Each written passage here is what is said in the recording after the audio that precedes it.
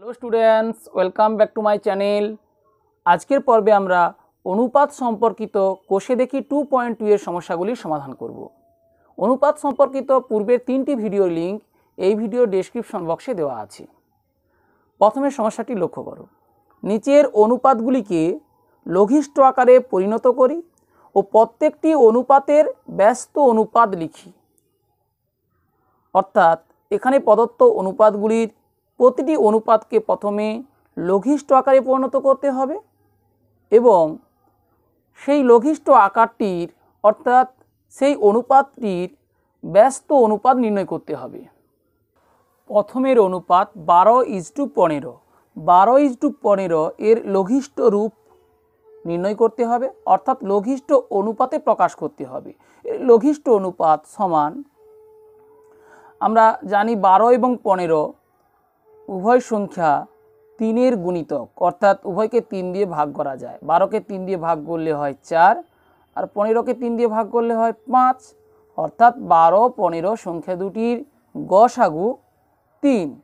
এক্ষেত্রে অনুপাতের এই দুটি পদের সংখ্যা দুটির গসাগু যেহেতু 3, অর্থাৎ অনুপাতের আনুপাতিক ধ্রুবক এক্ষেত্রে 3, তাই উভয় পদকে বা উভয় পদের সংখ্যাকে আমরা 3 দিয়ে ভাগ করে পাই 4:5, অর্থাৎ 12:15 এর লঘিষ্ঠ অনুপাত 4:5। এরপরে 4:5 এর ব্যস্ত অনুপাত নির্ণয় করতে হবে। ব্যস্ত অনুপাত সমান, আমরা জানি কোনো অনুপাতের ব্যস্ত অনুপাত আসলে অনুপাতের এই পদ দুটির স্থান পরিবর্তন, অর্থাৎ উত্তর পদের এই সংখ্যা পূর্ব পদে হবে, পূর্ব পদের এই সংখ্যাটি উত্তর পদে হবে। 4:5 এর ব্যস্ত অনুপাত 5:4। এরপরে দ্বিতীয় সমস্যাটি লক্ষ্য করো। এখানে অনুপাত 36:54, 36:54 এর লঘিষ্ঠ অনুপাত একইভাবে আমরা পাশে করে দেখতে পারি অথবা সরাসরি এখানেই করতে পারি। উভয়ে জোড় সংখ্যা, প্রথমে উভয়কে 2 দিয়ে ভাগ করে দেখি, তাহলে 18:27। আমরা জানি উভয়ে 3-এর গুণিতক, তাই উভয়কে 3 দিয়ে ভাগ করে ফেলি, 6:9। উভয়ই 3-এর গুণিতক, উভয়কে 3 দিয়ে ভাগ করে দেখি, 2:3। এইভাবে আমরা ধাপে ধাপে এখানেই করে দেখতে পারি, পাশে রাফে এদের গসাগু নির্ণয় করার কোনো প্রয়োজন নেই। এরপরে 2:3 এর ব্যস্ত অনুপাত লিখতে হবে। ব্যস্ত অনুপাত সমান, তাহলে উত্তর পদে 3 আছে, সেটা পূর্ব পদে হবে, পূর্ব পদের 2 উত্তর পদে হবে, অর্থাৎ 2:3 এর ব্যস্ত অনুপাত হবে 3:2। একইভাবে আমরা তৃতীয় সমস্যাটির সমাধান করব। 75:120 এর লঘিষ্ঠ অনুপাত। আমরা দেখতে পাচ্ছি এখানে একক অঙ্ক 0, এখানে একক অঙ্ক 5, অতএব উভয়ে 5-এর গুণিতক, সুতরাং উভয়কে সরাসরি আমরা প্রথমে 5 দিয়ে ভাগ করতে পারি। আমরা সাধারণত মৌলিক সংখ্যা অর্থাৎ 2, 3, 5, 7, 11 এই সংখ্যাগুলি দ্বারা সংখ্যাগুলি বিভাজ্য কিনা তা দেখি। তা সেই নিয়মে এটি জোড় এটি বিজোড় একক অঙ্ক দেখে বুঝে গেলাম, সুতরাং 2 দিয়ে বিভাজ্য নয়। এরপরে আমাদের দেখা উচিত 3 দিয়ে বিভাজ্য কিনা। এখানে 7 আর 5 অঙ্ক দুটির সমষ্টি 12, অর্থাৎ 3-এর গুণিতক, তাই সংখ্যাটি 3-এর গুণিতক। 1 আর 2 যোগ করলে 3, 3-এর গুণিতক, সুতরাং এই সংখ্যাটি 3-এর গুণিতক। এইভাবে আমরা 3-এর গুণিতক কিনা দেখে নিই। তাহলে যেহেতু সংখ্যা দুটি 3-এর গুণিতক, সুতরাং উভয়কে 3 দিয়ে ভাগ করি। 3 দিয়ে ভাগ করলে 25, 3 দিয়ে ভাগ করলে 40। এরপরে আমরা দেখি উভয়কে আর 3-এ ভাগ যাচ্ছে না, তাহলে 3-এর পরের মৌলিক সংখ্যা 5, সুতরাং আমাদের উচিত এবার 5 দিয়ে ভাগ করা। 5 5 25, 5 8 40। এইভাবে ধাপে ধাপে আমাদের করা উচিত। তাহলে 75:120 এর লঘিষ্ঠ অনুপাত 5:8। 5:8 এর ব্যস্ত অনুপাত ইকুয়ালস 8:5, সেই একই নিয়মে। এরপরে চতুর্থ অনুপাতটি লক্ষ্য করো, 169:2:1 এর লঘিষ্ঠ অনুপাত। একইভাবে প্রথমে আমরা দেখি উভয় সংখ্যাকে মৌলিক সংখ্যা 2 দিয়ে ভাগ যায় কিনা, যাবে না, একক অঙ্ক দেখেই বুঝে গেলাম দুটিই বিজোড়। 3 দিয়ে কি ভাগ যাবে? 1 আমরা জানি 6, 9 উভয়ে 3-এর গুণিতক, সুতরাং 1 দেখেই বুঝে গেলাম এটি 3-এর গুণিতক নয়। এখানে 2 + 2 4, 1 5 3-এর গুণিতক নয়, অর্থাৎ উভয় সংখ্যার জোড় নয়, অর্থাৎ 2 দ্বারা বিভাজ্য নয়, 3 দ্বারাও বিভাজ্য নয়। দেখলাম একক অঙ্ক 0 বা 5 নাই, তাই 5 দিয়ে দেখব না। এরপর আমাদের দেখতে হবে 7 দিয়ে ভাগ যায় কিনা, আমাদের দেখতে হবে উভয় সংখ্যা 11 দিয়ে ভাগ যায় কিনা। নিয়মাফিক পরপর দেখতে হবে, প্রতিটি আলাদা আলাদা নিয়ম আছে। আমাদের অন্তত 2, 3, 5 এইরূপ সংখ্যা দিয়ে ভাগ যায় কিনা তার সঠিক নিয়মটা মনে রাখতে হবে। এখানে উভয় সংখ্যা আসলে 13 দ্বারা বিভাজ্য। 13 দিয়ে ভাগ দিলে 13 একে 13, তাহলে 3 9, 13 × 3, 13 3 39 (2) এই সংখ্যাটিকে 13 দিয়ে ভাগ করলে 13 একে 13, দেখো এটা 9 1 তখন 13 7 91, অর্থাৎ পাশেও করে দেখতে পারি। তাহলে 169:221 এর লঘিষ্ঠ অনুপাত 13:17। 13:17 এর ব্যস্ত অনুপাত ইকুয়ালস, তাহলে ঠিক উল্টোটা, অর্থাৎ 13টা পরে হবে, 17টা আগে হবে, 17:13। এরপরে পঞ্চম অনুপাতটি লক্ষ্য করো, 9xy:12xy এর লঘিষ্ঠ অনুপাত। এতক্ষণ আমরা শুধুমাত্র সংখ্যা দিয়ে অনুপাত করেছিলাম, অর্থাৎ অনুপাতের উভয় পদই আসলে স্বাভাবিক সংখ্যাগুলি ছিল। এখন দেখো এক্স ওয়াই চলো, এখানে বলা আছে A B x Y Z 0 নয়। হ্যাঁ, 0 নয়। প্রশ্নে এটা না উল্লেখ থাকলেও আমাদের ধরে নিতে হবে, কারণ আমরা উভয় পদকে এক্স দিয়ে ভাগ করব, উভয় পদকে ওয়াই দিয়ে ভাগ করব, এক্স দিয়ে বা ওয়াই দিয়ে ভাগ করে দেখব। সুতরাং এক্স বা ওয়াই 0 হবে না, কারণ আমরা জানি কোনো সংখ্যাকে 0 দিয়ে ভাগ করা অসংজ্ঞাত। সুতরাং এটা উল্লেখ আছে, উল্লেখ না থাকলেও আমাদের ধরে নিতে হবে। তাহলে প্রথমে আমরা সরাসরি এক্স ওয়াই দিয়ে ভাগ করে দিই, অথবা প্রথম ধাপে হয়তো এক্স দিয়ে, দ্বিতীয় ধাপে ওয়াই দিয়ে, ধাপে ধাপে করা যেতে পারে। প্রথমে আমি এক্স ওয়াই দিয়ে ভাগ করে দিলাম, 9:12। এরপরে উভয় পদকে আমরা 3 দিয়ে ভাগ করি, 3:4। একটি ধাপেও করা যেতে পারে। 3:4 এর ব্যস্ত অনুপাত ইকুয়ালস 4:3। ষষ্ঠ অনুপাতটি লক্ষ্য করো, 429:663। 429:663 এর লঘিষ্ঠ অনুপাত সমান। আমাদের এখানেও সেই ধাপে ধাপে দেখা উচিত, অর্থাৎ প্রথমে উভয়কে 2 দিয়ে ভাগ যায় কিনা একক অঙ্ক দেখি আমরা বুঝে গেলাম যাবে না। উভয়কে একইভাবে 3 দিয়ে ভাগ যায় কিনা আমাদের দেখতে হবে, এক্ষেত্রে 3 দিয়ে ভাগ যাবে।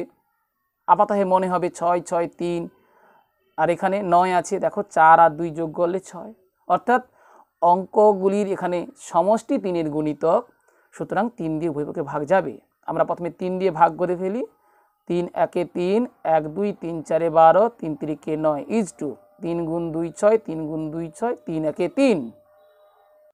এরপরে উভয় পদকে আসলে এখানে 13 দিয়ে ভাগ যাবে, সেক্ষেত্রে 13 একে 13, 13 একে 13 (2), 13 একে 13, 9 1, 13 7 91। তাহলে 11:17।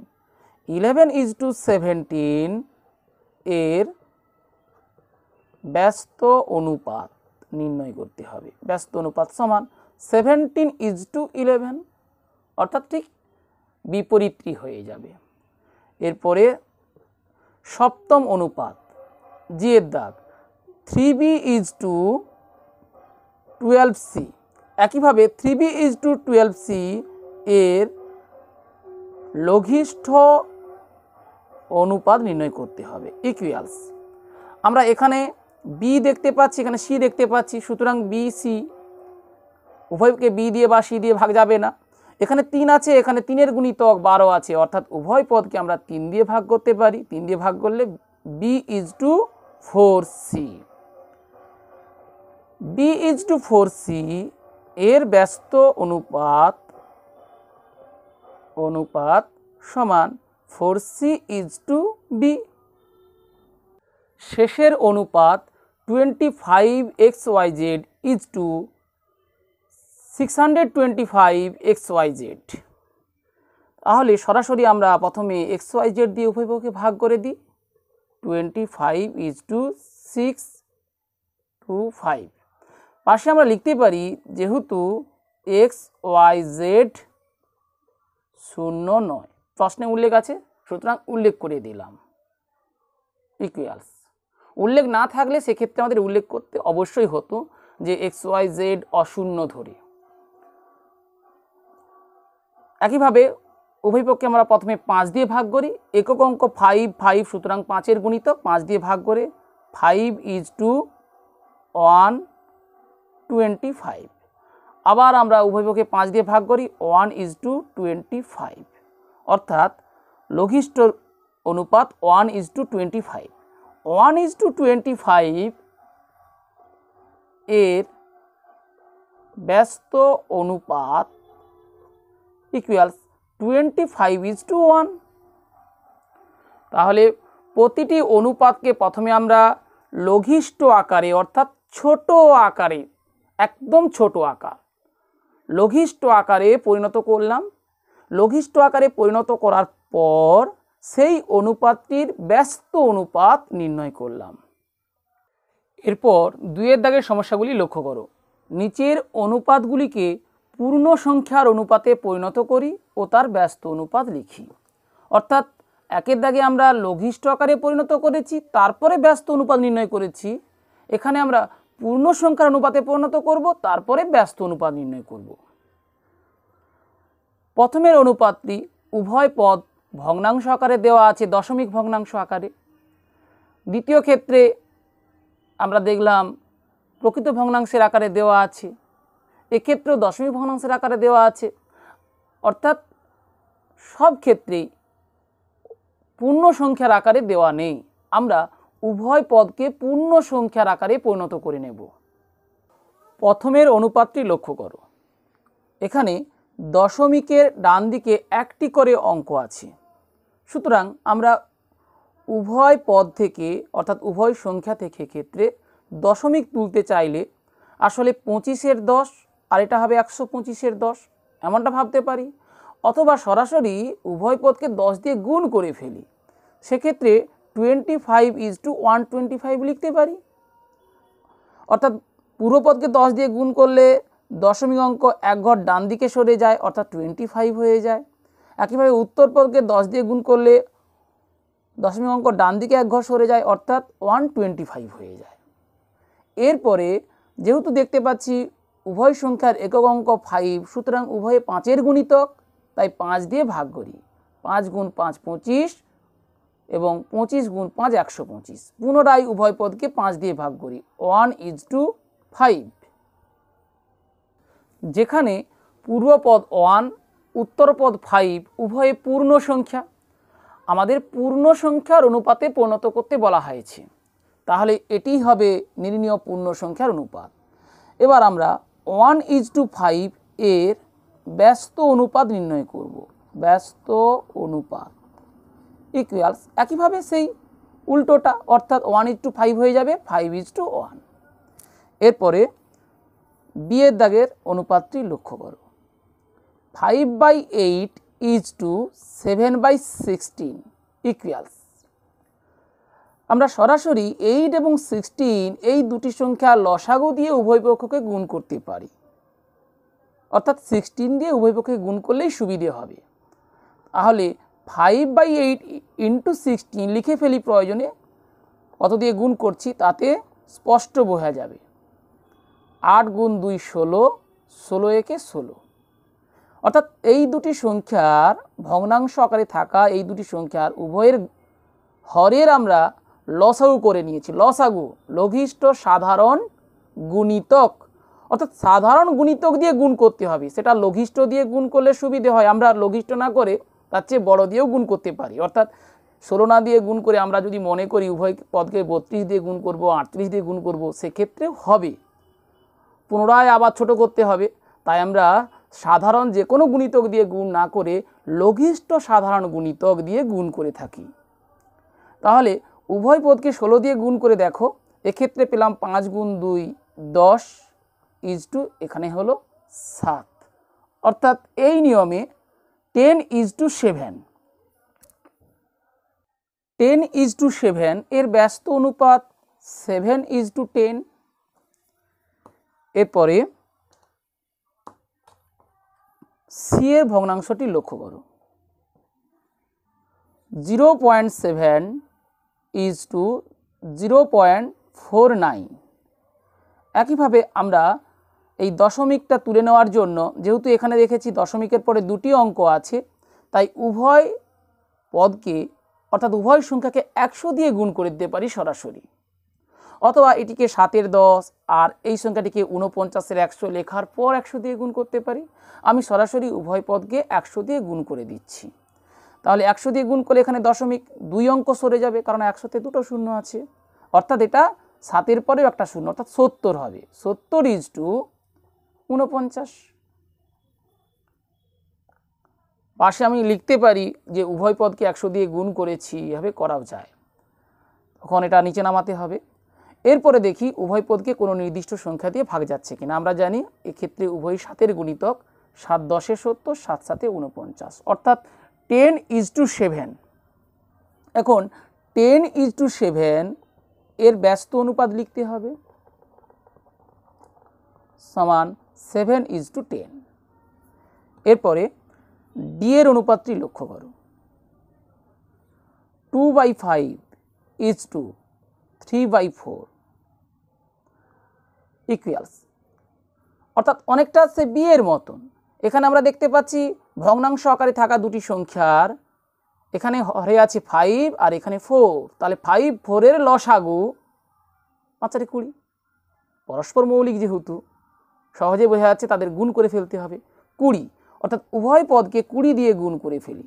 গুণ করে দেখাতে পারি যে এটাকে 20 দিয়ে গুণ করলাম ইজটু এটাকেও 20 দিয়ে গুণ করলাম। এই অংশটা না করলেও হবে। তাহলে 20 দিয়ে গুণ করলে 5 4 20, এখানে 4 5 20, অর্থাৎ আমরা পাচ্ছি 8:15। অর্থাৎ এই গুণটা দেখলেই বোঝা যায় বজ্রগুণনে যেমন আমরা কোনাকুনি গুণ করে থাকি, প্রথম ভগ্নাংশের লবকে দ্বিতীয় ভগ্নাংশের হর দিয়ে, প্রথম ভগ্নাংশের হরকে দ্বিতীয় ভগ্নাংশের লব দিয়ে, ঠিক সেই গুণটি 8:15। আমরা দ্রুত সিদ্ধান্ত নিয়ে এটা লিখতে পারি।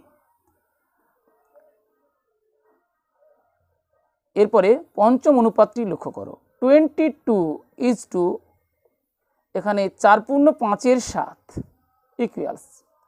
আমাদের প্রথমের কাজ হবে এই মিশ্র ভগ্নাংশ আকারে থাকা সংখ্যাটিকে অপ্রকৃত ভগ্নাংশ আকারে পরিণত করা, অর্থাৎ 22:7 7 × 4 28, 28 + 5 33, 33/7 লিখে ফেলা। এরপরে তাহলে আগের নিয়মে যদি ভাবি এর নিচে 1 আছে, অর্থাৎ 1 এবং 7, তাহলে 7 দিয়ে উভয় পদকে গুণ করতে হবে, অথবা সেই কোনাকুনি গুণের কথা ভাবতে পারি।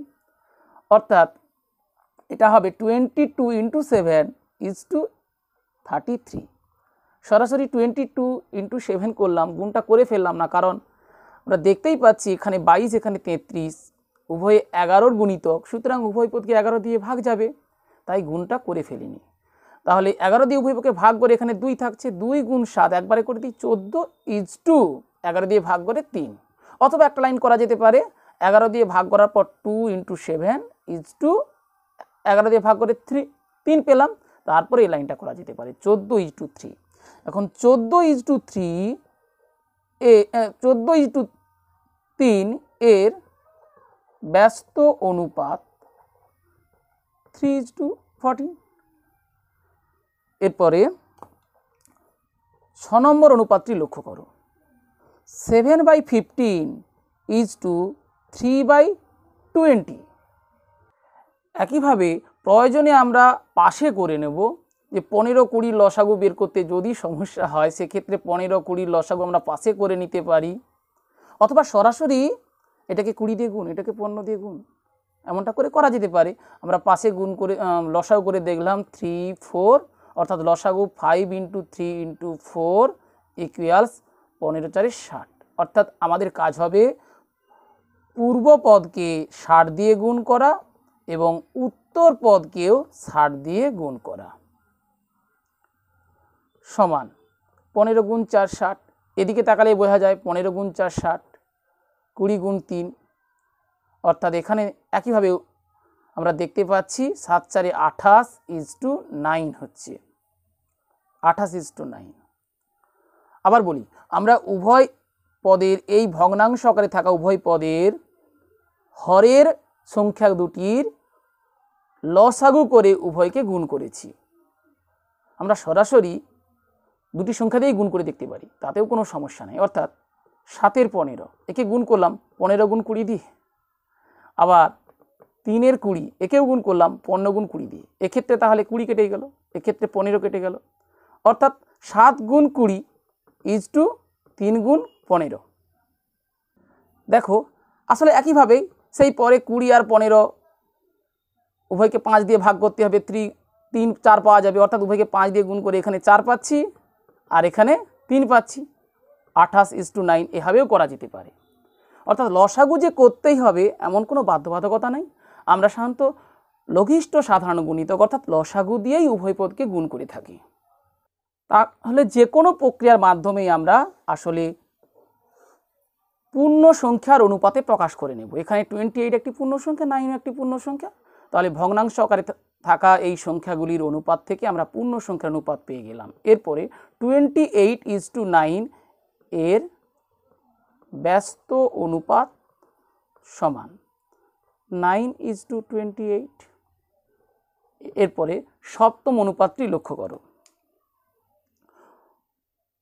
1/2 7/10।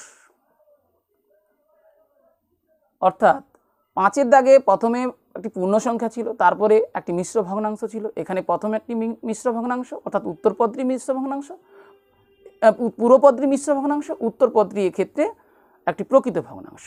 আমরা প্রথমে এই মিশ্র ভগ্নাংশকে একটি অপ্রকৃত ভগ্নাংশে পরিণত করে নেব, অর্থাৎ 5 × 1 5 + 2 7, তাহলে 7/5 = 7/10।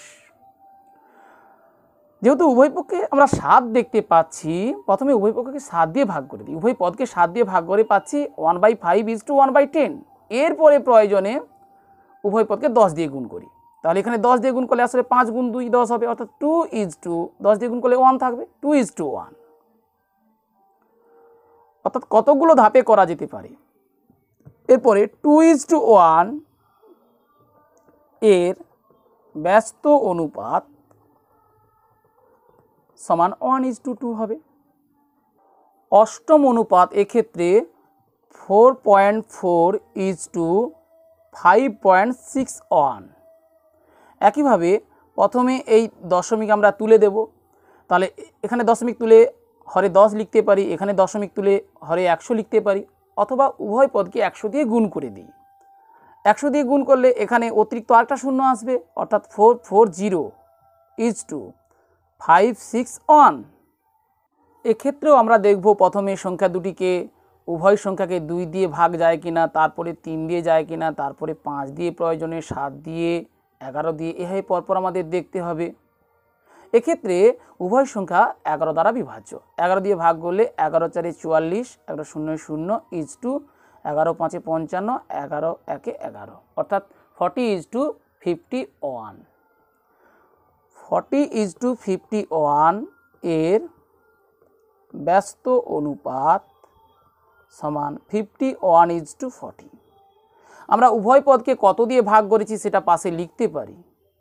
আবার সরাসরি এভাবে না প্রকাশ করে ভাষায় লিখতে পারি যে 4.4:5.61কে পূর্ণ সংখ্যার অনুপাতে প্রকাশ করলে হয় 440:561 = 40:51। এভাবে লিখতে পারি।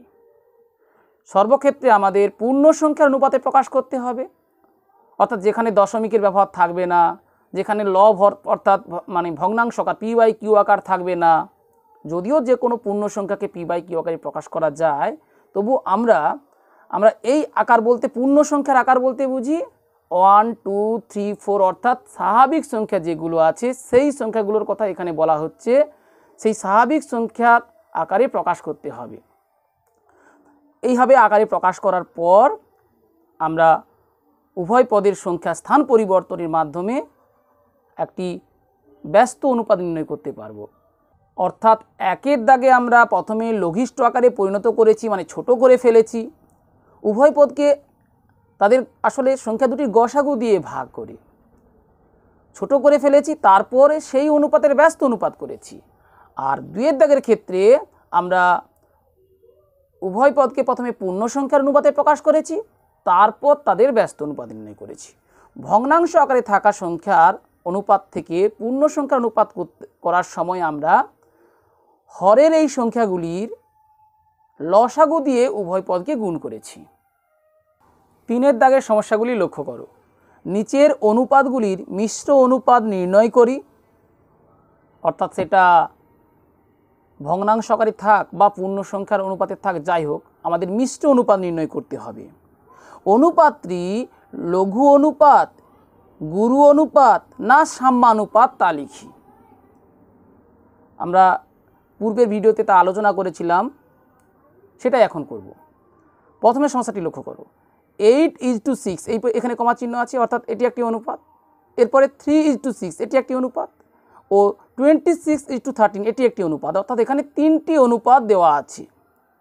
আমরা জানি 2 বা ততোধিক অনুপাতের মিশ্র অনুপাত নির্ণয় করতে গেলে অনুপাতগুলির পূর্বপদের গুণফলকে পূর্বপদ এবং উত্তর পদের গুণফলকে উত্তরপদ ধরে একটি অনুপাত তৈরি করতে হয়। তাহলে প্রথমের এই 3টি অনুপাত অর্থাৎ 8:6, 3:6 ও 26:13 এর মিশ্র অনুপাত ইকুয়াল, এখানে পুরোপদ 8 ইন্টু দ্বিতীয় অনুপাতের পুরোপদ 3 ইন্টু তৃতীয় অনুপাতের পুরোপদ 26, তাদের আমরা গুণ করে ফেললাম, ইজ টু প্রথম অনুপাতের উত্তরপদ 6, দ্বিতীয় অনুপাতের উত্তরপদ 6, তৃতীয় অনুপাতের উত্তরপদ অর্থাৎ শেষের পদ 30। এরপর আমরা এই অনুপাতটিকে লঘিষ্ঠ রূপে পরিণত করব, অর্থাৎ লঘিষ্ঠ আকারে প্রকাশ করব। এখানে 13 আছে আর 26 আছে, আমরা জানি 13 গুণ 2 26, অর্থাৎ উভয়পক্ষে 13 দিয়ে ভাগ করে দিই। স্টেপ বাই স্টেপ করি। 8 × 3 × 2 ইজ টু 6 × 6, উভয়কে 13 দিয়ে ভাগ করলাম। এরপরে 2 বা 3 দিয়ে ভাগ করি বা 6 দিয়ে ভাগ করি। এখানে 6 আছে, এখানে 3 গুণ 2 6 আছে, তাহলে 6 দিয়ে ভাগ করলে 8 ইজ টু আরেকটা 6 থাকে। এরপরে 2 দিয়ে ভাগ করি 4:3। এইভাবে আমরা ধাপে ধাপে করতে পারি 4:3। এবার এখানে দেখো পূর্বপদ 4 আর উত্তরপদ 3। পূর্বপদ উত্তরপদের চেয়ে বড়, তাহলে পূর্বপদ গ্রেটার দেন উত্তরপদ, অর্থাৎ ভগ্নাংশ করে লিখে পাই 1/4 একের বেশি। এই জন্য এটি হবে গুরু অনুপাত। অতএব এটি গুরু অনুপাত, অর্থাৎ বেশি অর্থে গুরু অনুপাত। আমরা এভাবেও লিখতে পারি যে নির্ণীয় মিশ্র অনুপাতটি একটি গুরু অনুপাত। বিয়ের সমস্যাটি লক্ষ্য করো। 7/5 ইজ টু 3, 5/7 ইজ টু 1/16 ও 3:16 এর মিশ্র অনুপাত। একইভাবে আমরা পূর্বপদের সংখ্যাগুলি গুণ করে ফেলব। অর্থাৎ প্রথমটির পূর্বপদে আছে 3/5 ইন্টু, দ্বিতীয়টির পূর্বপদে আছে 5/7 ইন্টু, তৃতীয়টির পূর্বপদে আছে 3:2। প্রথমটির উত্তর পদে 3 ইন্টু, দ্বিতীয়টির উত্তর পদে 1 × 1 = 16। আমরা সরাসরি লিখে দিই 16 × 1 = 16 আর 1 17, অর্থাৎ 17/16। অর্থাৎ এই অপ্রকৃত ভগ্নাংশকে মিশ্র ভগ্নাংশে পরিণত করে নিয়েছি। ইন্টু শেষেরটির উত্তর পদে 16। এখানে 16 16 কেটে দেওয়া যেতে পারে, ইকুয়ালস। এবার দেখো এখানে 5 5 কেটে দেওয়া যেতে পারে, আবার 7 7 কেটে দেওয়া যেতে পারে। তাহলে একবার লিখে ফেলি 3:3 × 17। উভয় পদকে তাহলে 3 দিয়ে ভাগ করতে পারবো, অর্থাৎ 1:17। অর্থাৎ এক্ষেত্রে পূর্বপদ লেস দেন উত্তরপদ। পূর্বপদ ব্র্যাকেটের প্রয়োজনে 1 লিখে ফেলি, উত্তরপদ প্রয়োজনে 17 লিখে ফেলি, কোনো অসুবিধা নেই, না লিখলেও চলে। বা পূর্বপদ উত্তরপদ না লিখে সরাসরি লিখতে পারি, যেহেতু 1 < 17, অতএব এটি একটি লঘু অনুপাত। অতএব নির্ণেয় মিশ্র অনুপাতটি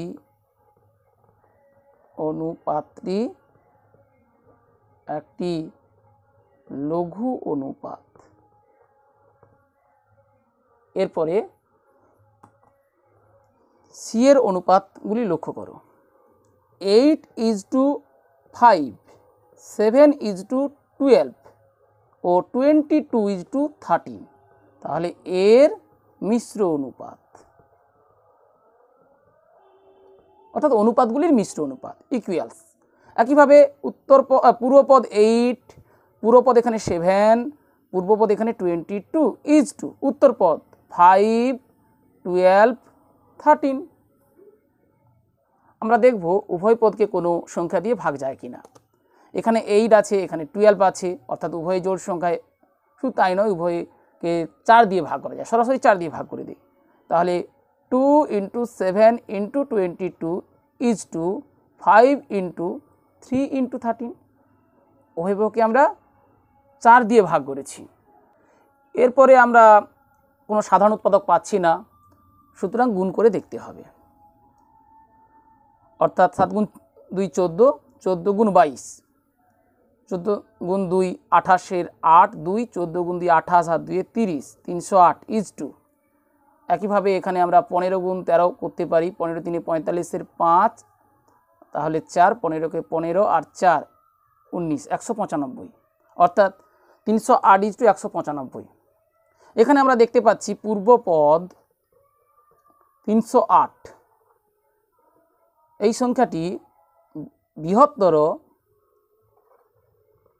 উত্তরপদ 195, অর্থাৎ এই সংখ্যাটি 308 সংখ্যাটি 195 এর চেয়ে বড়। অতএব নির্ণেয় মিশ্র অনুপাতটি একটি, তাহলে পূর্বপদ বড়, অর্থাৎ গুরু অনুপাত। একইভাবে শেষের অনুপাতগুলি, অর্থাৎ দিয়ের দাগে আছে 2/3:5, 7/8:2, এখানে দুটি অনুপাত আছে, এর মিশ্র অনুপাত। 2 বা ততোধিক অনুপাতের মিশ্র অনুপাত করা হয়। আমরা প্রথমে 3টি ক্ষেত্রে 3টি করে অনুপাতের মিশ্র অনুপাত নির্ণয় করেছি। শেষের এই সমস্যাটির ক্ষেত্রে 2টি অনুপাত দেওয়া আছে, তাদের মিশ্র অনুপাত করতে হবে।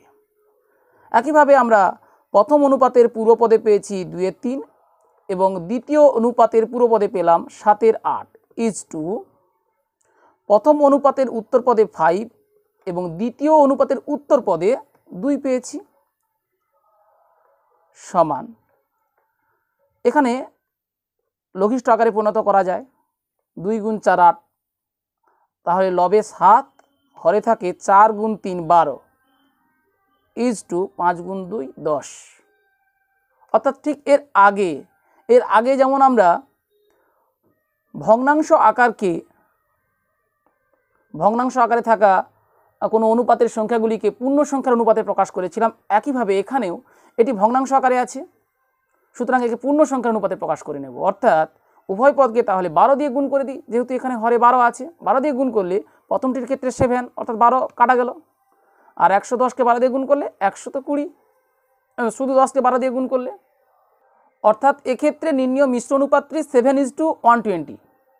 এবার 7:120 এই অনুপাতটির আমরা দেখতে পাচ্ছি 7 এর 7 লেস দেন 120, অর্থাৎ পূর্বপদ উত্তরপদের চেয়ে অনেক ছোট, অনেক ছোট নয়, অনেক ছোট হোক আর ছোট হোক, তাহলে যেহেতু ছোট, অতএব 7:120 বা নির্ণীয় মিশ্র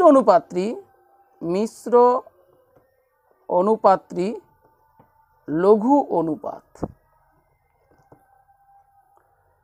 আমরা এখানে 4টি সমস্যার সমাধান করলাম। প্রথমটির ক্ষেত্রে গুরু অনুপাত, দ্বিতীয়টির ক্ষেত্রে লঘু অনুপাত, তৃতীয়টির ক্ষেত্রে গুরু অনুপাত, চতুর্থটির ক্ষেত্রে লঘু অনুপাত। প্রশ্নে ছিল গুরু অনুপাত, লঘু অনুপাত না সাম্যানুপাত, একটিও সাম্যানুপাত পাওয়া গেল না। যাই হোক, তাহলে 2 বা ততোধিক অনুপাতের মিশ্র অনুপাত অথবা যৌগিক অনুপাত নির্ণয়ের জন্য আমরা জানি অনুপাতগুলির প্রতিটির পূর্বপদের গুণফলকে পূর্বপদ এবং উত্তরপদের গুণফলকে উত্তরপদ ধরে নতুন যে অনুপাত তৈরি করা যায় সেই অনুপাতটিকে ওই অনুপাতগুলির মিশ্র অনুপাত বলা হয়। আশা করি তোমরা প্রথম এই 3টি দাগের সমাধান কৌশল ভালোভাবে বুঝতে পারলে। বুঝতে কোনো সমস্যা হলে কমেন্টে জানিও।